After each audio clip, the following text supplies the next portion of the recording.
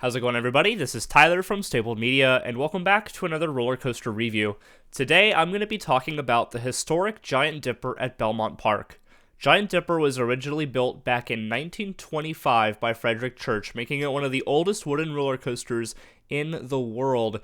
However, recently it was retracked, and so this is going to be a review of the new Giant Dipper after it had its retracking. And I'll be going over everything that I like about the coaster, everything that I don't like about the coaster, and some other little details as well.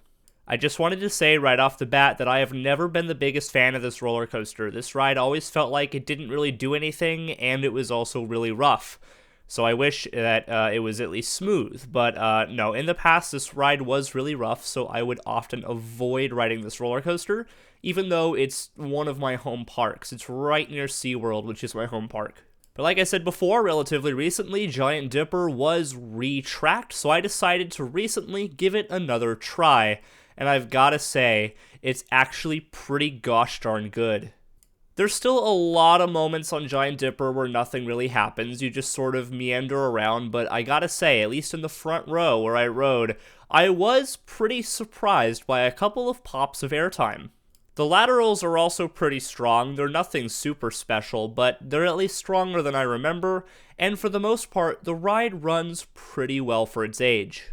It's still not the smoothest roller coaster by any means, but it's definitely a lot smoother than it used to be, and I actually really enjoyed this roller coaster.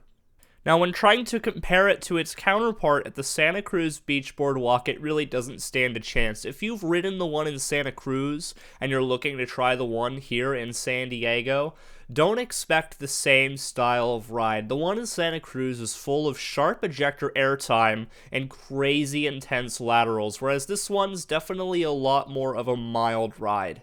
I'd say this ride is definitely more in line with a family thrill coaster than an actual thrill coaster, but I think for the area that this is located, that's totally okay.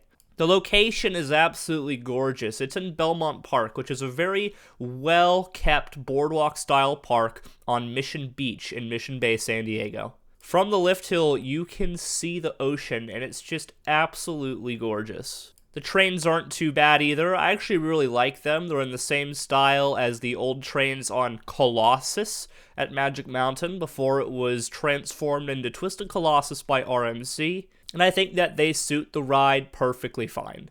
Again, the ride's not super intense, but after its retrack, it's definitely gotten a lot smoother, making it a lot more enjoyable.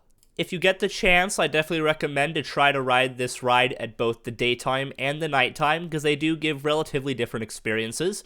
In the daytime, you can perfectly see out into the ocean, getting all of the beautiful sights, whereas at nighttime, the ride runs a little bit more faster, a little bit more aggressive, and it has the beautiful multicolored tracer lights that follow the course all the way around. Alright, to wrap things up, is Giant Dipper worth your time? I think that if you're visiting SeaWorld San Diego, especially on a weekday where the park closes at 5 o'clock, definitely make the time to drive the 10 minutes out to Belmont Park to ride this coaster.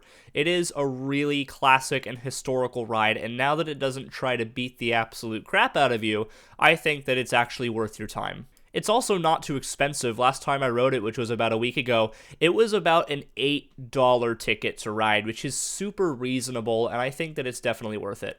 Belmont Park as a whole is very well kept, and I think that it's just a really nice seaside park, and it's definitely worth it to check this ride out.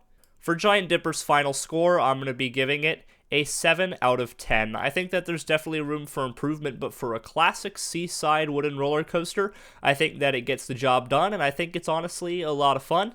Before we end things out, thank you to Airtime Thrills for providing the raw footage found in this video.